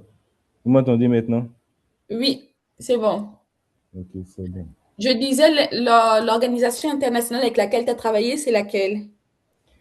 En fait, je n'ai pas travaillé avec une organisation internationale. On nous avait demandé lors d'un devoir de prendre des données libre service. On prend les données qu'on veut et donc j'ai pris, je me rappelle même plus, mais j'ai pas travaillé, mais j'ai pris Je parle du une orga- dashboard oui, interactif oui, où tu as dashboard fait les interactif. indicateurs de la France, l'Allemagne, l'Afrique du Sud. Le- Je sais, je, je n'ai plus ça de mémoire, je regarde ça rapidement, j'ai ça sur mon Ok. portable. Bah, tu vois, ce genre de choses, en fait, je dis juste qu'il faut que tu précises, par exemple, pour quelle organisation, ça Mhm. apporte un argument d'autorité. Mhm. C'est juste ça. Ok. Merci beaucoup pour la présentation. N'hésite pas à partir des éléments là à refaire aussi, à refaire encore le star. De toute manière, le star, il se peaufine et vous verrez que quand on va le retrouver quand on va aborder la suite sur LinkedIn, sur l'entretien. Donc, c'est vraiment à garder au chaud. Maintenant, le portfolio. À quel niveau? Est-ce que Est-ce que tout le monde a son portfolio déjà au moins existant sur Canva?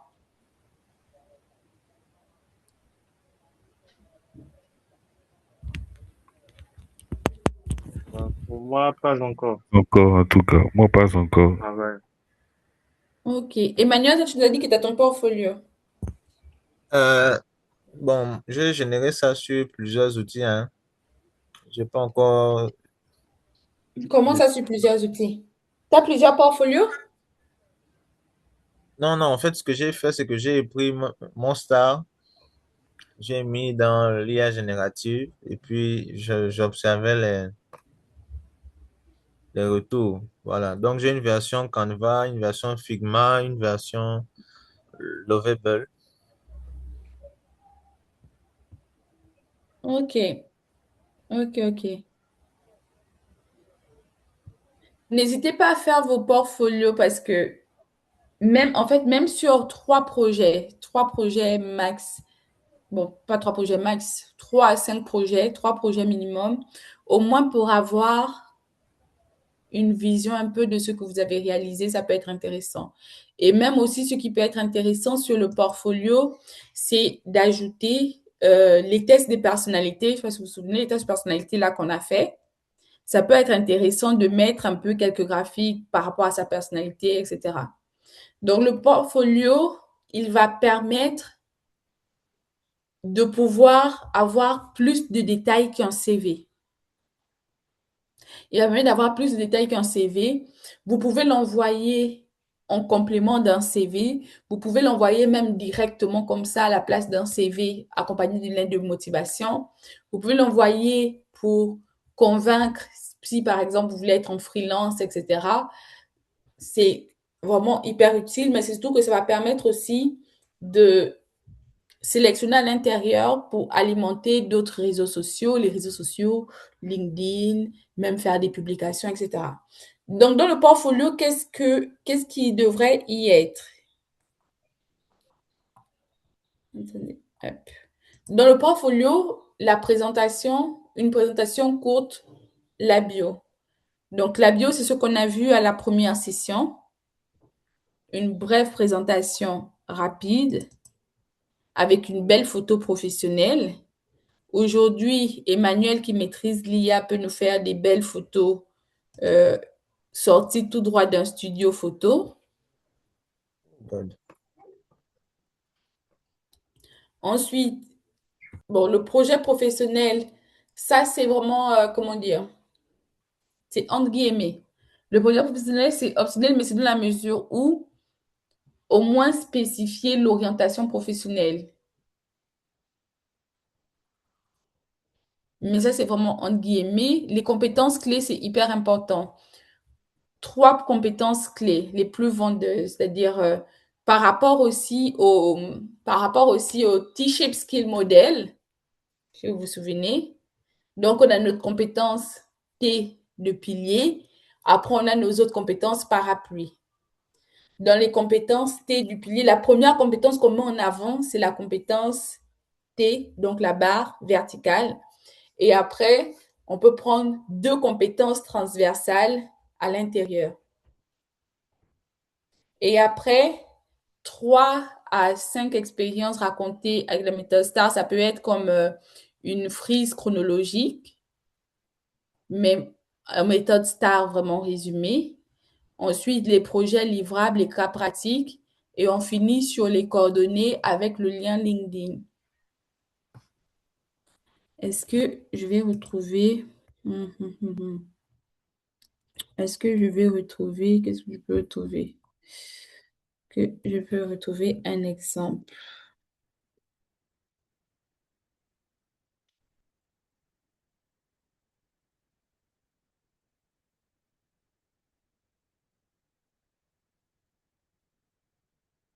Je l'ai supprimé, mais c'est pas grave. Ce que je vais faire, on va juste, durant les 5 minutes qui nous restent. Donc, on va dire quoi? Je suis là. Je suis sur Canva. Pour les traditionalistes qui vont peut-être pas faire du génératif, qui vont dire, OK, moi, je veux faire mon portfolio à la base moi-même. On va aller sur Canva. Vous qui êtes dans un domaine IA, c'est sûr que vous n'allez pas prendre un portfolio où on vous voit, où on voit Emmanuel. Là, ça va même pas faire pareil. On voit maintenant le visage d'Emmanuel. On dirait Emmanuel est mannequin ou bien ça qui fait très mode. On va essayer de prendre un domaine qui fait dans le domaine que l'on cherche.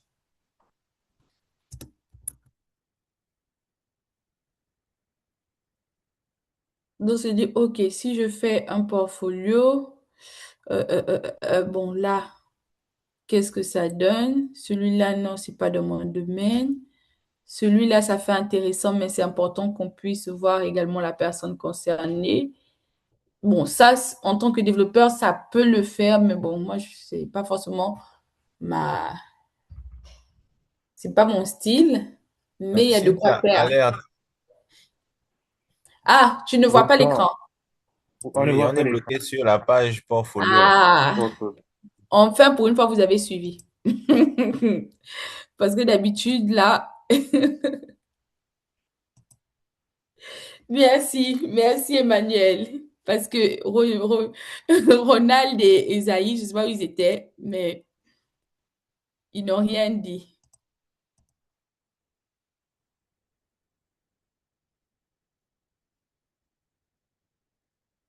OK, donc on est ici.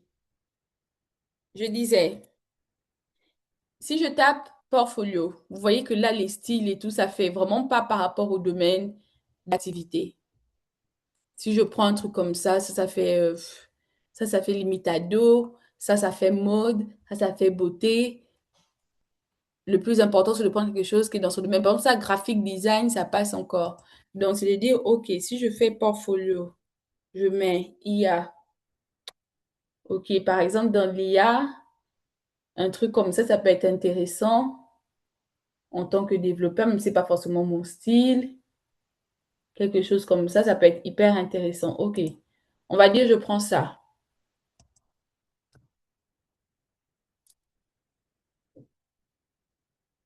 Ici, je personnalise, j'enlève tout le tralalala. Si vous avez, c'est aussi bien si, c'est aussi bien en tant que professionnel, même si vous n'avez pas d'entreprise, d'avoir votre charte graphique. C'est Ronald, la dernière fois que vous avez présenté sa charte en bleu, ça fait bien. C'est de dire d'avoir une couleur qui exprime aussi votre personnalité, qui exprime aussi votre identité, etc. Si par rapport à votre personnalité, c'est le bleu, moi, je sais que, par exemple, avant, je mettais mon CV en jaune, mais il est toujours en jaune. Il y a d'autres qui peuvent mettre en rouge. Donc là, d'avoir sa couleur, sa charte, etc. De remplacer ça, bon, par sa photo, ou même de laisser simplement un portfolio avec son nom, up.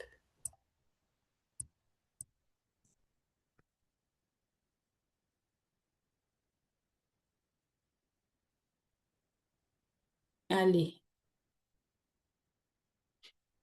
Emmanuel Dupont. Ici, donc, on a le rapide sommaire de ce qu'on va voir. Ça, par exemple, c'est pas nécessaire. Après, directement, quand on arrive, troisième page, à propos.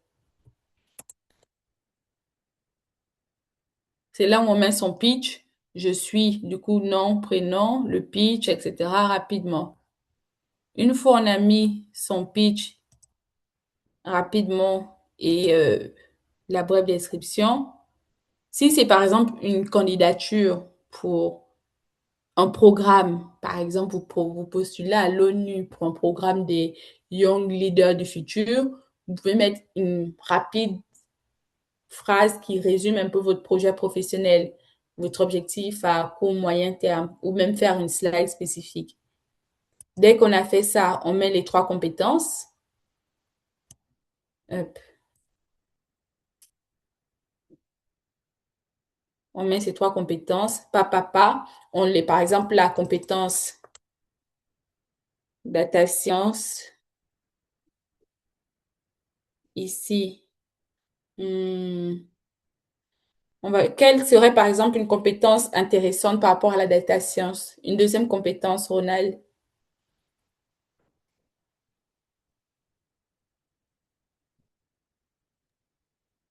On a le data engineering aussi. Bon, c'est un autre secteur. Par contre, mettre machine learning. OK. Et un dernier, de préférence, une compétence transversale. Euh, Analyse de données aussi. oui, Analyse oui, de données, c'est pas transversal. Bon, si, c'est Bon. transversal. Mais je veux dire, L'anglais. ouais, l'anglais, par exemple. OK.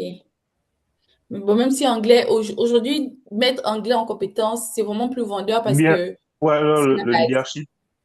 Voilà, leadership. Si vous, par exemple, si tu fais, par exemple, si quelqu'un fait un paragraphe pour dire qu'il est, à part s'il a eu des, je sais pas, des prix ou il est grand orateur en anglais, c'est vraiment la base. On veut mettre des trucs vraiment très sexy. Une fois on a mis nos compétences là, ce que l'on fait, ce qui est très intéressant, c'est par exemple ici, je vais faire euh, hop, une petite frise.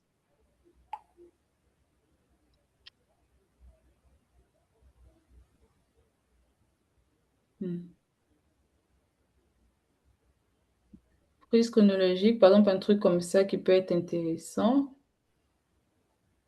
Allez, je vais prendre ça. Je mets ma petite frise là. Hop, hop, hop. Après, je mets par exemple GamPay.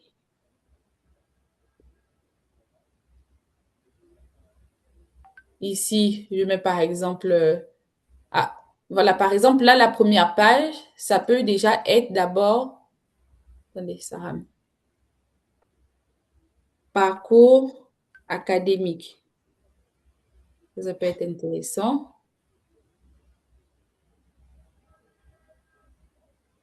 Et après, je mets une nouvelle slide. Ou par exemple, là, je peux mettre maintenant tout ce que j'ai fait, expérience pro.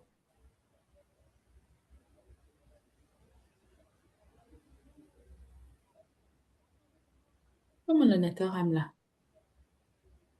Donc là, on met ces expériences pro de manière jolie avec le star. Paf, paf, paf. Et après, une fois ça c'est fait maintenant, les différents projets, un projet par slide. Ce qui peut aussi être, donc un projet par slide, c'est de dire par exemple ici, par exemple projet un. Vous me dites hein, si je vais trop vite. Projet un, par exemple, Non, ça va. contexte ou problématique. Parce que vous faites un projet, c'est parce qu'il y a une problématique, il y a un contexte, il y a un problème en tout cas que vous voulez résoudre. Objectif, implémenter une nouvelle solution, etc. Partie prenante, tous les différents interlocuteurs avec lesquels tu vas travailler. Maintenant, après, ici, tu vas pouvoir présenter qu'est-ce que toi tu as fait, donc la solution que tu as proposée, livrable, réalisé. Livrable réalisé, voilà, j'ai fait un 2 3 4 j'ai fait, voilà, ça, j'ai fait ça. Comment est-ce qu'on met le livrable? Par exemple, je vais mettre premier point, implémentation d'une cartographie. Il y a un terme. Ah là là. Par exemple, une cartographie de l'existant. Ici, je détaille ce que j'ai fait par exemple, pour la cartographie. Qu'est-ce que j'ai fait? J'ai par exemple segmenté en 3 catégories. Catégorie banque, catégorie compliance, catégorie Z. Et après, qu'est-ce que tu as fait ensuite en deuxième livrable, avant d'arriver au dernier livrable, qui est vraiment le livrable comment on dit, de la solution. Il y a toujours des étapes. Par exemple, si on doit implémenter un nouvel intranet, on va peut-être déjà faire une analyse de l'existant, etc. On va mettre des petits livrables.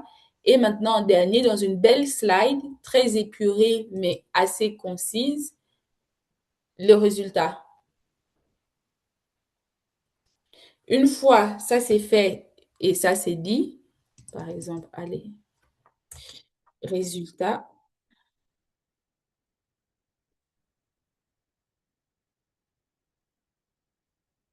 Une fois ça c'est dit, on a fait, par exemple, ça c'est projet 1, projet 2. Ce qu'on peut faire également, c'est mettre une slide ici pour aussi bien faire vraiment la segmentation.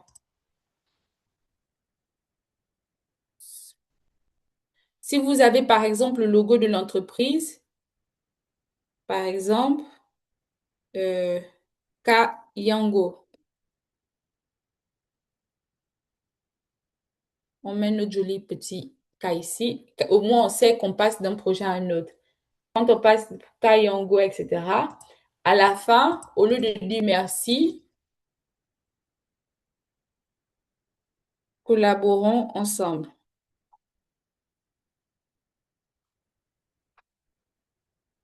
Mettez vos photos, hein, ne mettez pas l'intelligence artificielle, mettez vos photos, parce que c'est important aussi qu'on voit qui est derrière le portfolio. Collaborons ensemble, le contact est là, l'adresse mail est là. S'il n'y a pas de site internet, on met on met le LinkedIn.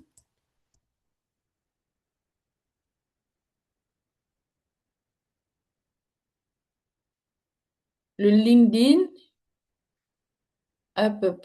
Ici, on met une jolie phrase, je reste disponible, je vous remercie pour votre attention, blablabla, blablabla, contactez-moi ou je serai ravie, collaborons ensemble, je serai ravie de mettre mon expertise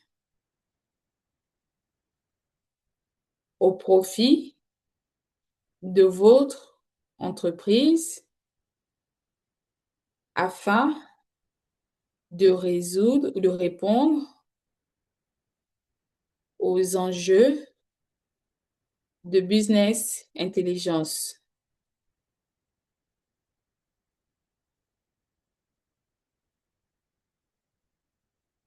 Donc là, on a mis notre jolie phrase, on a mis notre photo. Et après, la dernière phrase, c'est la slide ici. On prend notre truc là. Je le mets ici. Hop. Merci. Est-ce que ça va pour le moment, vous suivez? Oui, ça Oui, va. oui, ça Est-ce va. que, est-ce qu'il y a des questions? Une question, Yes. où est-ce qu'on devait, à quel niveau du portfolio on devait mettre le star? Le star, il est ici. Dans tes expériences pro. Il n'y a pas beaucoup la place Non, mais en fait, tu mets tes différentes expériences. Tu fais vraiment le résumé. Par exemple, là, je vais prendre quoi? Par exemple, si moi, je dois faire ici. euh, allez, j'ai travaillé Société Générale, Société Générale SIB. OK. Implémentation d'un nouvel intranet pour 8000 collaborateurs. OK. Ici. Réparti. Attends, je mets entre parenthèses Amérique, Asie et Europe.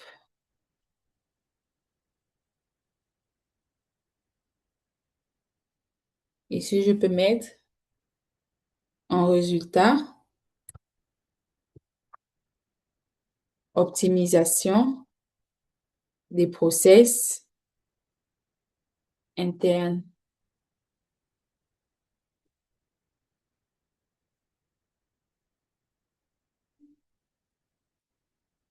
Ah, aussi très important, quand vous mettez les chiffres, mettez plus devant, ça fait aussi très sexy. Le fait de mettre plus, ça montre que c'est vraiment au-delà, au-dessus. Donc, dès que je mets plus, je mets 80%, etc. Je mets, par exemple, taux d'utilisation, 63% en 2 mois. Tu vois, là, le plus important, en fait, c'est utilisation. Là, le plus important, ce qui vend vraiment, c'est le résultat. Là, j'ai mis ma mission, j'ai mis le résultat parce que je sais qu'il n'y a pas beaucoup de place. Et même là, je peux encore même ajouter, je peux ajouter quelques éléments. Mais vu que là, c'est pas le CV, c'est le portfolio, juste mettre comme ça passe.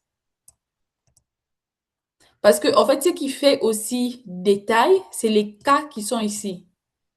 Donc, c'est pas grave si c'est pas trop détaillant. Je veux juste avoir une vision globale de où vous avez travaillé. Mais ce qui va vraiment faire star plus plus, c'est quand tu vas mettre ce que tu as effectué ici dans les livrables réalisés. C'est pour ça que c'est aussi bien de maîtriser comment dire, les résultats. Là, c'est les résultats. Ici, c'est les problématiques, etc. Et aussi, ce qui est, juste pour info maintenant, quand vous êtes en entreprise, pensez à faire vos stars. Dès le premier jour, quand tu arrives en entreprise, tu commences à noter tout ce qu'il n'y avait pas avant et tout ce que tu as mis en place après. C'est comme vraiment un état des lieux. Quand tu viens en entreprise, si au début, il n'avait pas, même si par exemple, il n'avait pas un outil de gestion des équipes, des congés, des vacances d'équipe, toi, tu es venu, tu as implémenté ça, note, parce que ça doit être ton star et c'est même sur la base du star que tu fais tes entretiens annuels d'évaluation, de retour, etc.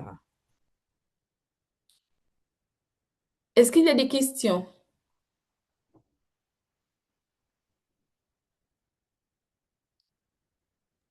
Non. Ok, c'est super. Ce qui est bien, c'est que c'est clair comme du cristal. Donc, si c'est clair comme du cristal, ça veut dire que la semaine prochaine, les portfolios seront très sexy, attrayants, n'est-ce pas? Est-ce qu'on se voit la semaine prochaine? Je sais pas non, je crois pas que c'est la semaine prochaine. Attendez, je regarde.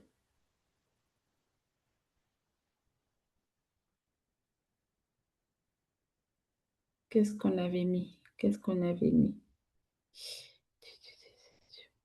On se voit la semaine du 4 ou pas? Vous savez? Je ne sais plus du tout.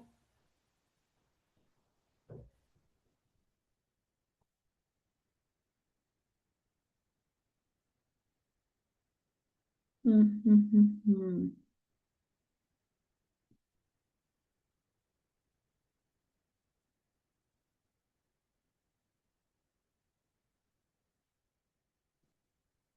Non, on ne se voit pas la semaine du 4, on se voit la semaine du 11. Attendez. Quoique. Si, non, autant pour moi. On se voit la semaine du 4. Quand tu as une coquille là sur l'agenda, ok.